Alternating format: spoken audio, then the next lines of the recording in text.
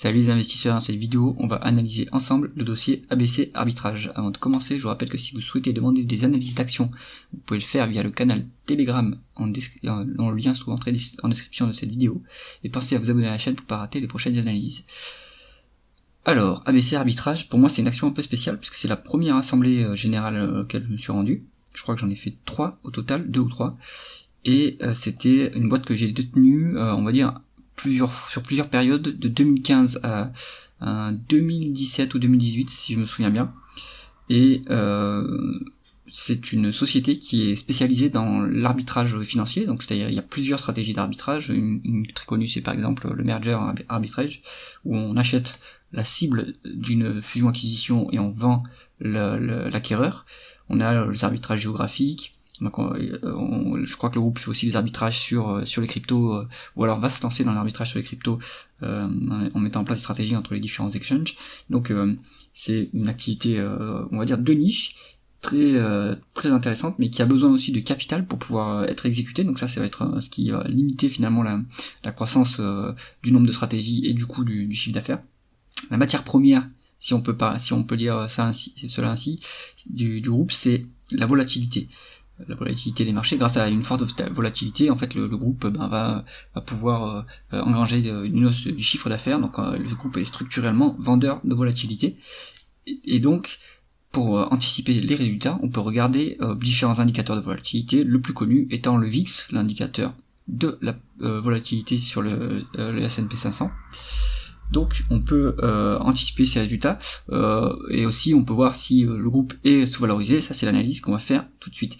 Le cours de l'action, on voit que finalement il était sur un plus haut en 2022, donc là la volatilité était forte sur la période 2021-2022 avec la hausse des taux, ce qui une hausse des taux d'intérêt obligataire fait que les bourses sont plus volatiles, et le cours a ensuite été divisé par 2 quasiment en 2024, et cette explication a été donnée par le PDG Dominique Séolin, en disant que là en fait ça c'est un crash et c'est pas lié du tout à un effondrement de la volatilité, puisque derrière on voit qu'il y a un rebond. En fait c'est que beaucoup d'ETF small et mid cap ont vendu la position ABC arbitrage. Alors pour quelle raison je ne sais pas, est-ce que c'est parce que elles ne remplissent plus les critères d'éligibilité, c'est peut-être ça, mais en tout cas il y avait une opportunité de se placer sur le cours. Maintenant, est-ce que on est toujours sur un cours qui présente une valorisation intéressante pour pouvoir se positionner sur le dossier? On va regarder ça tout de suite. L'évolution du chiffre d'affaires, donc je vous l'ai indiqué précédemment, on est sur une activité qui est dépendante de la volatilité, donc par nature cyclique. On voit qu'en 2020 on a fait une explosion du chiffre d'affaires et la volatilité a très fortement augmenté en 2020. Et puis dès que la volatilité commence à se normaliser, on a une baisse du chiffre d'affaires, et ça c'est normal. Ce qui se passe, c'est qu'en fait par exemple sur 2020, la société engrange énormément de chiffre d'affaires, elle génère énormément de trésorerie, et ça lui permet de distribuer au fur et à mesure un dividende qui est trimestriel d'ailleurs, pour plusieurs années. Donc en fait le groupe c'est très bien, c'est un coût d'opportunité permanent, c'est-à-dire qu'on détient l'action. Tant qu'il n'y a pas de volatilité, on touche les dividendes, mais il ne faut pas espérer plus. Et dès qu'il y a une explosion de la volatilité, hop, le cours va augmenter, mais c'est surtout la trésorerie de l'entreprise qui se regarnit, et l'entreprise verse ensuite des dividendes pour pouvoir bénéficier de cette accumulation de trésorerie. Donc là-dessus, il ne faut pas compter sur la croissance pour faire des gains sur la croissance du groupe, structurellement. On regarde les taux de marge. Le taux de marge brut est très élevé à 75%, donc on est sur des stratégies où il n'y a pas de concurrence à proprement parler, on est sur de la niche, on n'est pas limité on est limité finalement par la disponibilité des stratégies, et aussi par la disponibilité du capital du groupe, puisque en fait son outil de travail, en outre son savoir-faire technologique et ses ingénieurs, c'est les capitaux dans l'entreprise, la trésorerie dont dispose l'entreprise. C'est ce qui lui sert à placer l'argent. Cette trésorerie lui sert à placer l'argent dans les stratégies et à générer ensuite un rendement. On voit qu'il y a une légère baisse sur la période, mais à ce niveau aussi élevé de taux de marge brute, on va pas chipoter. Le taux de marge d'EBITDA aussi est très élevé. Moi, à mon avis, alors il commence à y avoir une baisse taux de marge d'EBITDA, et je pense que ça, il faudra regarder, mais je pense que c'est lié au coût des ingénieurs, au salaire des ingénieurs. Il y a une inflation salariale, une explosion salariale en 2021 et 2022, et donc ça, nécessairement, ça impacte la marge opérationnelle, puisqu'il faut augmenter les ingénieurs qui potentiellement peuvent être débauchés chez les GAFAM et facilement doubler ou tripler leur salaire. Ce qui fait penser d'ailleurs que l'entreprise est aussi pas mal adepte du paiement en action de ses ingénieurs.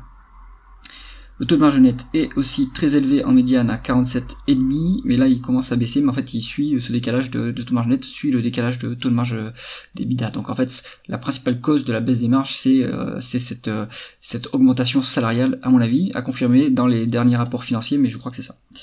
Bon, on reste sur des niveaux qui sont quand même très élevés, donc là-dessus on est sur une entreprise qualitative. Continuons sur la rentabilité opérationnelle du groupe. On est en médiane sur du 15,5, c'est très bon. Comme on n'a pas de on n'a pas de croissance à financer structurellement.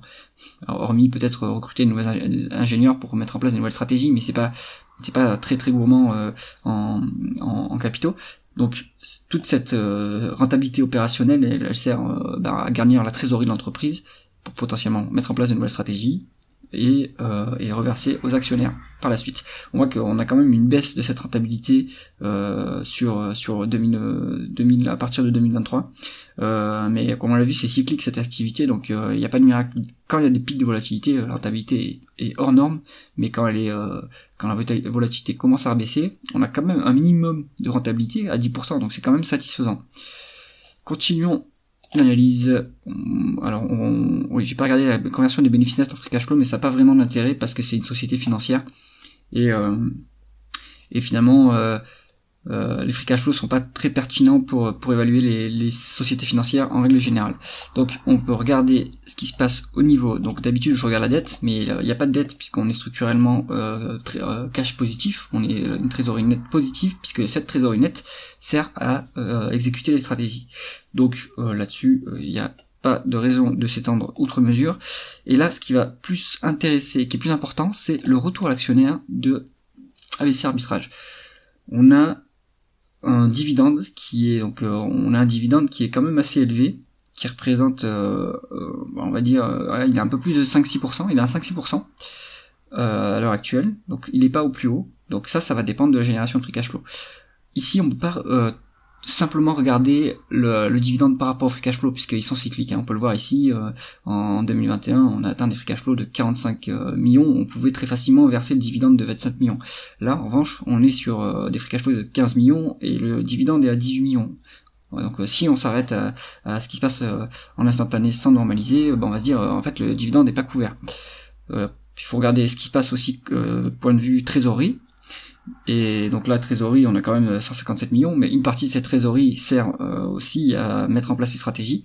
Donc ce qu'il faudrait regarder, c'est plutôt la normalisation des free cash flow. Donc le free cash flow normalisé, combinaison, ils sont à 22 millions. Et là, le dividende actuellement, il est à 17 millions. On est quand même assez élevé, hein.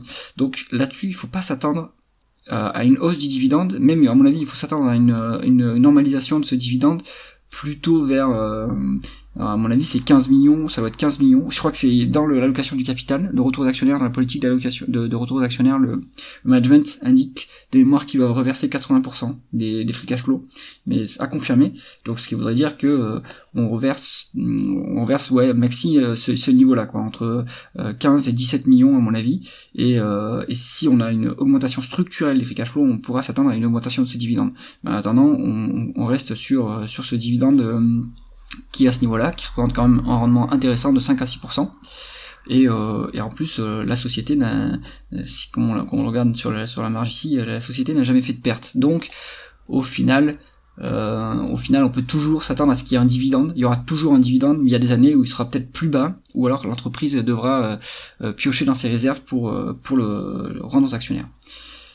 Quelque chose de moins bon qu'on voit ici, mais comme je l'ai indiqué précédemment, on a une dilution constante sur la période et en fait on paye les ingénieurs avec des actions gratuites ou les stock options à confirmer, mais on les paye comme ça. Donc il y a forcément structurellement de la dilution s'il n'y a pas de rachat d'actions et pour faire diminuer ce nombre d'actions. Donc là-dessus, bon après c'est assez léger sur la période, mais ça diminue un petit peu le retour à l'actionnaire. Est-ce que l'entreprise est intéressante du point de vue valorisation? Alors, on va se mettre en price earnings, donc on est sur une société financière. On a une médiane de price earnings qui a 15 fois, et la dernière valeur le price earning sur 12 derniers mois, avec les bénéfices nets des 12 derniers mois, est à 17. Donc il y a une surcote. Donc c'est peut-être pas le bon moment pour rentrer sur le dossier. Surtout qu'on peut se mettre en next 12 months, mais c'est impossible de prévoir en fait l'évolution des bénéfices du groupe, puisque structurellement il dépend de la volatilité des marchés, et du coup la volatilité des marchés est imprévisible, sauf puisque la volatilité surgit quand il y a des fortes hausses de taux, quand il y a des conflits géopolitiques, etc. Conclusion du dossier ABC Arbitrage.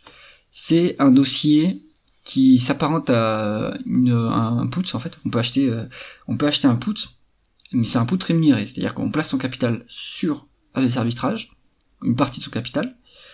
On n'a pas de croissance de ce capital sur les périodes normales de marché. Et on touche le dividende par contre, donc on peut le réinvestir sur la société. Et en revanche, sur les périodes de forte volatilité, hop, le cours de l'action va remonter. Donc là, la question c'est de savoir, une fois qu'on a attrapé une période de forte volatilité, une augmentation des bénéfices, qu'est-ce qu'on fait en tant qu'actionnaire? Est-ce qu'on vend son action ou est-ce qu'on la conserve pour continuer à toucher ces coupons régulièrement, surtout que ces dividendes sont trimestriels, donc ça peut être intéressant. Donc voilà, c'est une couverture rémunérée contre la volatilité, donc ça peut être très intéressant pour, on va dire, quelqu'un qui est en phase de rente et qui veut quelque chose de plus intéressant qu'une obligation. C'est tout pour l'analyse. Si vous avez aimé la vidéo, mettez un pouce vers le haut et pensez à vous abonner à la chaîne. À bientôt.